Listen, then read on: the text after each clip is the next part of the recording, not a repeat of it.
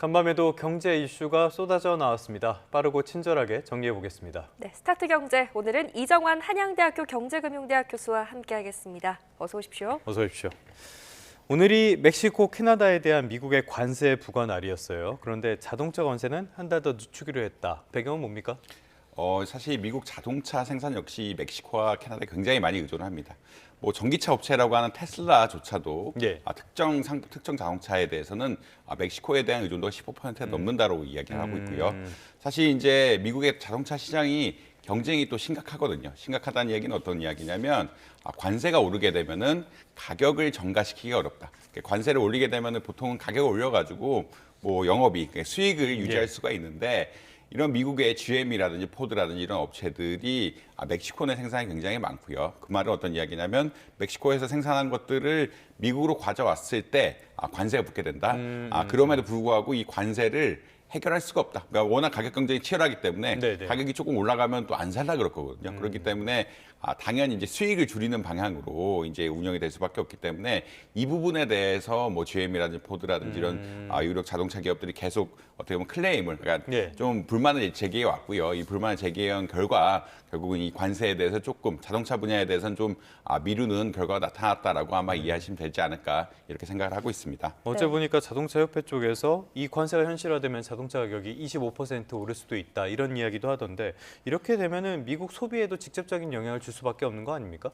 사실 이제 미국의 자동차 소비 중요하고요. 특히 중고차 시장 같은 것들 중요하긴 한데 이제 이 관세란 것이 전체적으로 관세 맥이다 보니까 예. 소비에 부정적인 영향. 그러니까 관세가 올라가게 되면은 물가가 올라가게 되고 물가가 올라가게 되면은 소비에 직접적인 영향을 미칠 수밖에 없다. 사실 미국의 GDP를 보면은 제조업 비중이 한 9% 정도밖에 안 되거든요. 네네. 그러니까 미국의 제조품들은 중국이라든지 해외에서 다 수입해 온다라고 기본적으로 생각하시면 될 것 같고 이런 제조업 상품들의 가격이 올라가게 되면은 자연스럽게 물건 가격이 올라가게 되는 이런 현상들이 발생합니다. 또 농수산물 역시 싼 것들, 비교적 가격이 저렴한 것들은 멕시코나 이런 데 수입을 많이 하기 때문에 이제 생활 물가에도 부정적인 영향이 미칠 수가 있어서 관세 이 자동차도 굉장히 중요하긴 하지만 어제 뭐 베이지북 얘기가 잠깐 나왔는데 베이지북에서도 트럼프의 관세 정책 같은 것들이 네. 물가 상승 압력을 부과할 수 있다 이런 이야기들이 계속 나오면서 좀 부정적인 이야기를 할 수밖에 없다 이런 말씀 드릴 수 있을 것 같습니다. 네. 베이지북은 연준에서 나오는 경기 동향 보고서 이거 말씀하시는 거죠? 연준에서 이제 결국은 어떻게 이제 미래를 예측할 것이냐 경제 예측에 대한 계속 그런 전망들을 베이지북이라는 형태로 하고 우리나라도 뭐 발간합니다. 예. 네. 물가에 미칠 영향은 좀 부정적이라고 말씀을 하셨지만 뉴욕 증시는 그래도 이 자동차 관세 부과가 한 달 유예된 것에 대해서 좀 관세 전쟁이 완화되는 것 아니냐 이런 기대감 때문인지 좀 반등하는 모습이었던 것 같아요. 일단은 자동차주가 반등을 했고요. 네. GM이라든지 포드라든지 5% 이상 상승하면서 어떻게 보면 주식시장 전반에 이끌었다고 보시면 될 것 같고 최근에 많이 빠졌죠. 나스닥 2만이 넘었는데 네네. 나스닥 지수 18,300 이 정도까지 내려가면서 많이 빠졌기 때문에 이것에 대한 어떠한 뭐 사람들 심리 역시 좀 반영된 것이 아니냐라고 이야기를 할 수 있겠습니다. 최근에 이제 트럼프가 관세 정책을 사실은 외교 수단을 쓰는 것이 아니라 실제로 부과하는 것이 아니냐라는 네. 그런 리스크가 굉장히 커졌고 그런 리스크들이 커지면서 미국 기업들의 성과에 대한 우려가 생기기 시작했고 성과에 대한 우려가 생긴 것이 주식시장에 많이 반영이 됐거든요. 네. 그러니까 2, 3일세 주가가 굉장히 많이 빠졌는데 어제 이제 어떻게 보자면 좀 트럼프가 미국 기업의 상황을 봐줄 수 있는 이런 환경 등을 제시하다 보니까 조금 관세 전쟁보다는 어떻게 보면 외교적 수단, 그러니까 어디 말하는 무엇인가 얻어내려는 외교적 수단으로 쓸 가능성이 조금은 높아졌다는 이런 평가하에서 주가가 좀 올라갔다고 보시면 될 것 같습니다. 알겠습니다. 간밤에 뉴욕 증시 상황까지 살펴봤고요. 다시 미국으로 가서 트럼프 의회 연설 내용도 한번 살펴보도록 하겠습니다. 트럼프 대통령이 한 말은 일단 팩트 체크를 좀 할 필요성이 있는 것 같아요. 하도 잘못된 정보를 많이 이야기를 하다 보니까 한국이 미국보다 관세가 4배가 높다 이런 주장을 했는데 이거 맞습니까? 이거 사실이 확인이 안 되는 사실이라고 보통 예. 보시면 될 것 같고요. 어제 이제 우리나라에서 이제 결국은 트럼프 대통령이 이야기하다 보니까 또 보도자료로 반박을 냈거든요. 네. 그러니까 우리나라가 부과하는 미국의 관세 수준은 전체적인 기준으로 봤을 때는 한 0.79% 정도, 그러니까 1%가 안 된다라는 그런 강력한 주장을 했습니다. 그러니까 예. 관세 자체가 거의 없다. 그러니까 1%가 안 된다는 이야기는 관세 자체가 거의 없다는 이야기고 이것은 근본적으로 한국과 미국이 FTA라고 이야기하죠. 서로 상호 간의 관세를 부과하지 않기로 한 이런 조약 때문에 관세율이 굉장히 낮다라고 이야기할 수 있겠습니다. 그러니까 이제 4배 높다는 것은 어떻게 계산됐는지 산출 근거는 전혀 없지만 대통령이 그러니까 트럼프 대통령이 의회 연설에서 이야기하면서 어떻게 보면은 뭐 산출 방법이 있겠죠. 최근에 많이 나온 이야기는 뭐 부가가치세를 감안해서 관세를 계산해야 된다 이런 여러 가지 뭐 방법들이 있는데 뭐 이건 어떻게 보면 선언적인 의미고 4배나 높다. 그리고 상호 관세를 부과해야 된다라는 큰 상호 관세라는 것은 한국이 이만큼 관세를 부과하기 때문에 미국도 한국 상품에 대해서 관세를 부과해야 된다 이런 논리로 가고 있기 때문에 이런 전반적인 뭐 정치적인 아젠다라고 보시면 될 것 같고 확인된 바는 뭐 제가 아는 바로는 적어도 지금까지는 없는 걸로 알고 있습니다. 이게 숫자가 정확하지 않다라고 말씀드릴 수 있을 것 같아요. 네. 그래서일까요? 이런 주장들이 좀 트럼프가 관세 부과를 이제 앞두고 좀 억지로 명분을 좀 쌓기 위한 발언들이 아니냐 이런 지적이 나오는데 어떻게 보십니까? 사실 이제 한국 역시 그러니까 한국은 굉장히 미국에 대해서 수출 흑자가 많고요. 다시 말해서 미국 입장에서는 적자가 많은 나라라고 보시면 될 것 같습니다. 어제 나온 나라들 중국, 인도, 한국 이런 나라들이었는데 미국이 무역 적자가 좀 많은 나라들이거든요. 그렇죠. 이쪽에 대해서 관세를 부과하면서 혹은 관세를 부과한다고 어떻게 보면 정치적 카드로 이용하면서 이 무역 적자를 좀 줄여보려는 노력들이 있는 것 같다라고 아마 이해하시면 될 것 같고요. 사실 뭐 지금 뭐 그래픽이 나가고 있는데 철강 알루미늄에 대해서 25% 관세 우리는 쿼터가 있어서 무관세 부분이 있었는데 이 부분은 없앤다라고 보시면 될 것 같고 자동차 반도체 뭐 다 부과하겠다라고 이야기하고 있고 아까 4배라고 이야기한 건 상호관세 조치라고 말씀드릴 수 있는데 우리나라가 4배 높기 때문에 미국 역시 관세를 부과하겠다 이런 이야기를 하면서 무역 적자 부분에 대한 압력 그리고 이제 요것들이 뭐 방위비 분담금까지 이야기가 뭐 넘어갈 것이냐 아니냐 뭐 이런 얘기들이 많이 나오고 있는데 전반적으로 미국이 얻어내고 싶은 것들을 얻어내려고 하는 이런 전반적인 프레임 하에서 움직이고 있는 것들이 아니냐 이렇게 개인적으로 생각을 하고 있습니다. 그러니까 관세라는 것은 어떤 측면에서는 목적보다 수단에 가까운 것이다. 지금 미국을 방문한 신원식 대통령 국가안보실장 좋은 결말이 있을 것으로 생각한다 이렇게 이야기를 했는데요. 어떤 의미로 봐야 될까요? 사실 뭐 어떻게 보자라고 하면은 이제 좀 뭔가 카드를 가지고 간다라는 의미로 해석은 할 수 있을 것 같습니다. 그러니까 좋은 방향을 해석할 수 있다는 얘기는 미국 협상할 것들이 미리 좀 아래에서는 좀 진행되고 있는 것들이 아니냐라고 이제 평가를 드릴 수 있을 것 같고요.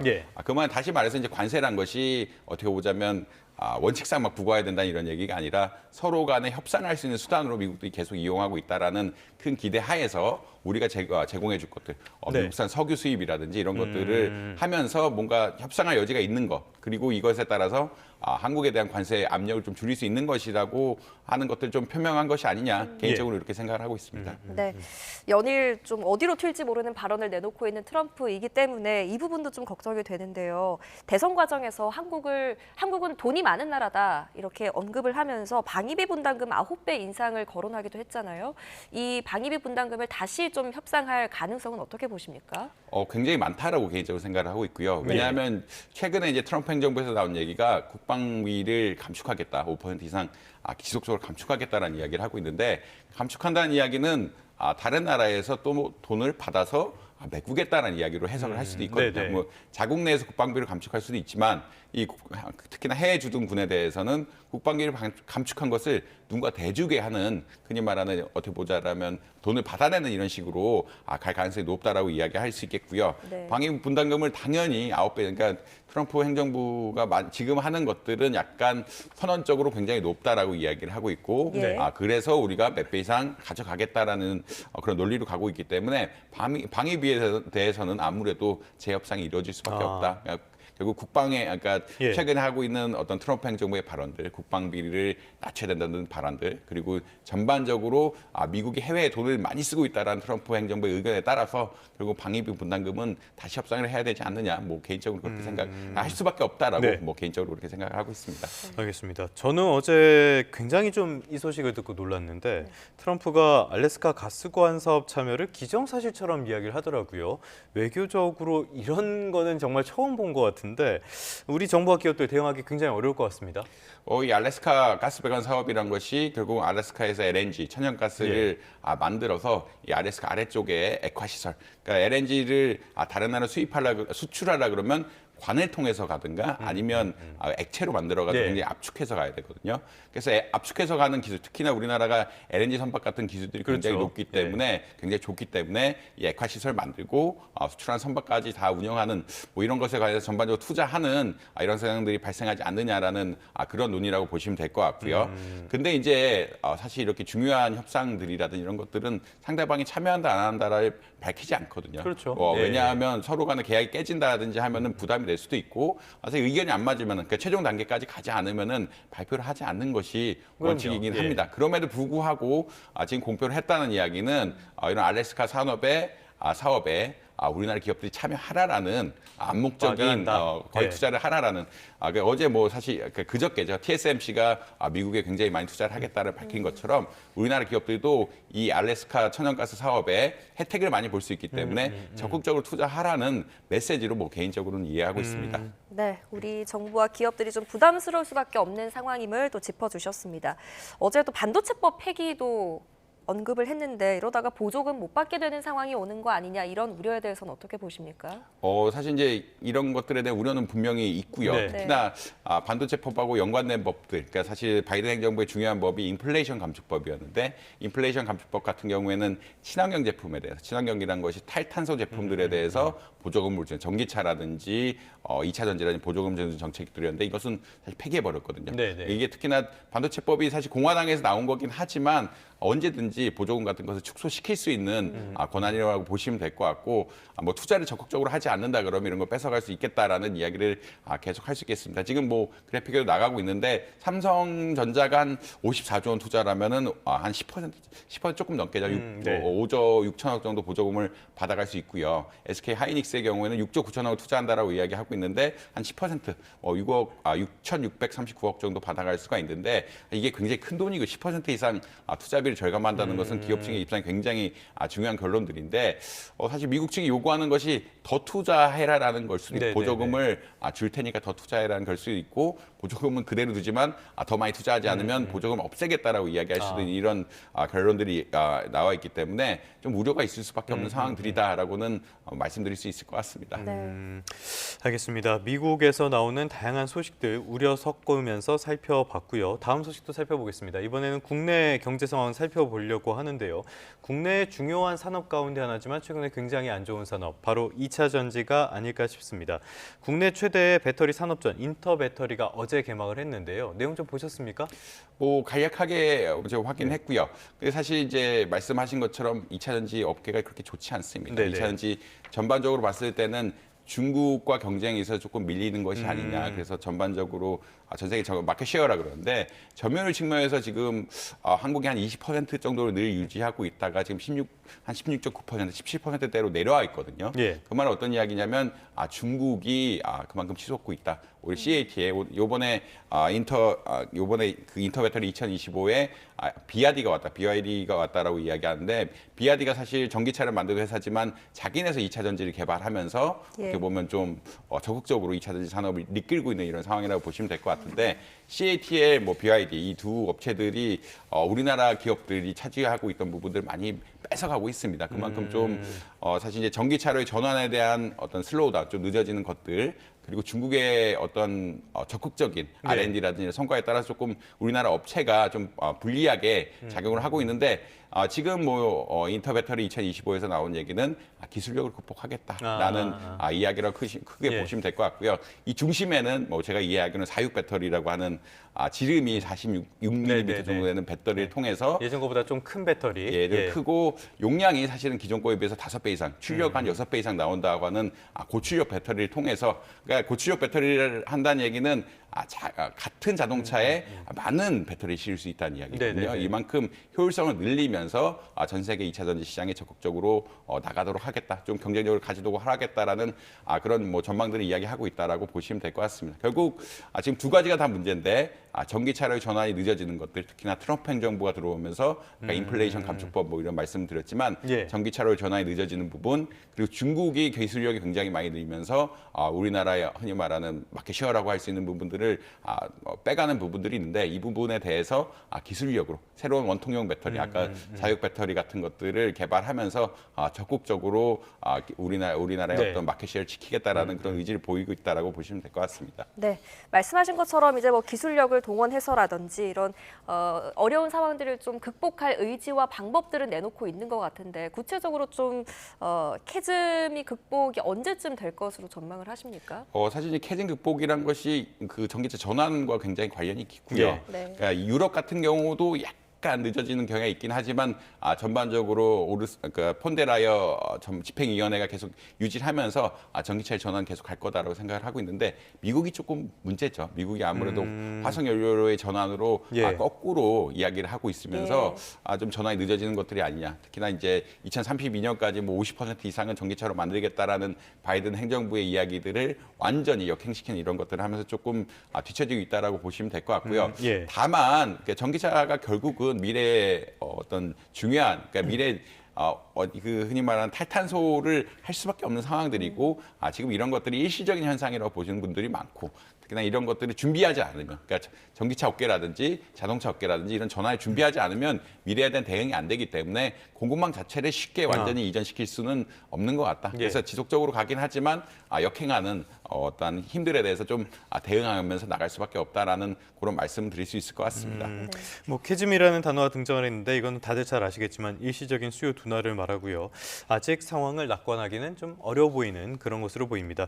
끝으로 이 소식 살펴보도록 하겠습니다. 2위 대형마트 홈플러스의 기업 회생 절차 돌입 이 부분인데요.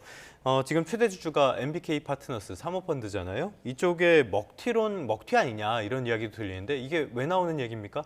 MBK 파트너스가 이제 홈플러스를 인수를 했고요. 홈플러스 인수를 한다는 얘기는 지분을 사고 다른 그러니까 투자 파트너라고 그러는 투자 파트너에 돈을 빌려가지고 홈플러스의 지분 같은 것을 인수해서 운영을 해왔다라고 보시면 될 것 같은데 이게 문제가 되는 부분들 혹은 먹튀라고 지적하는 부분들은 사실 이마트라든지 롯데마트라든지 다른 이런 대형 오프라인 그 유통업체들이 다 고통을 겪고 있긴 한데 요새 최근에 아무래도 온라인 업체들이 강해지다 보니까요. 근데 이제 홈플러스의 경우에는 좀 좋은 업체, 그러니까 그 영업점들이 실적이 안 좋은 데도 있고 좋은 점들이 있는데 자산 가치만 보고 좋은 데를 좀 매각한 것이 아니냐. 매각해가지고 흔히 말하는 돈을 빌려준 사람들한테 갚아 나간 것들이 아니냐라는 그런 의견들이 나오고 있기 때문에 먹튀가 좀 나오고 있다. 그러니까 다른 이마트라든지 롯데마트 등은 이제 영업이 안 되는 지점들을 폐점을 하면서 수익성을 개선하려는 이런 노력을 보였는데 빚을 단기적으로 갚기 위해서 투자자들한테 돌려주기 위해서 이 좋은 데들을 팔아가지고 자산 가치가 높은 데들을 팔아가지고 수익을 추구한 게 아니냐 그런 의혹을 좀 받고 있다. 그러니까 이게 홈플러스가 판 것들이 너무 좀 좋은, 그러니까 안 좋은 데도 팔긴 했지만 좋은 지점도 팔았기 때문에 그런 의혹들이 좀 나오고 있다라고 보시면 될 것 같습니다. 네, 이런 기업 회생 절차 때문인지 이제 업체들이 홈플러스 상품권을 받지 않기로 하는 곳이 생기기 시작했습니다. 제2의 TMF 사태가 현실화하는 거 아니냐, 또다시 일어나는 거 아니냐, 현실 가능성 어떻게 보세요? 사실 이제 좀 가능성은 낮다라고 보시면 될 것 같고요. 홈플러스 상품권 자체가 유통이 이제 홈플러스 내에서 되는 것이 96%인데 지금 홈플러스 자체는 영업은 계속 하겠다. 다만 우리가 필요한 것은 빚을 재구조하는 것들, 지금 빌려온 것들을 좀 감해달라고 하는 거거든요. 이자도 좀 영업이 안 되기 때문에 이자 비용이라든지 원금 총액에 좀 감액하는 이런 거기 때문에 한 96% 정도는 이미 뭐 홈플러스 내부에서 운영이 되고 있어서 상품권 자체는 큰 문제는 아닌 것 같다. 물론 지금 신라라든지 HDC 이런 데서 이제 홈플러스 상품권 안 받겠다라고 이야기하고 있는데 홈플러스 자체가 운영을 하고 있기 때문에 좀 그런 문제는 좀 덜할 것 같고요. 다만 이제 이 그 외상 매출 같은 것들이 좀 안 되면서 이게 좀 어려운 문제가 발생할 수는 있다. 이렇게는 보시면 될 것 같습니다. 네.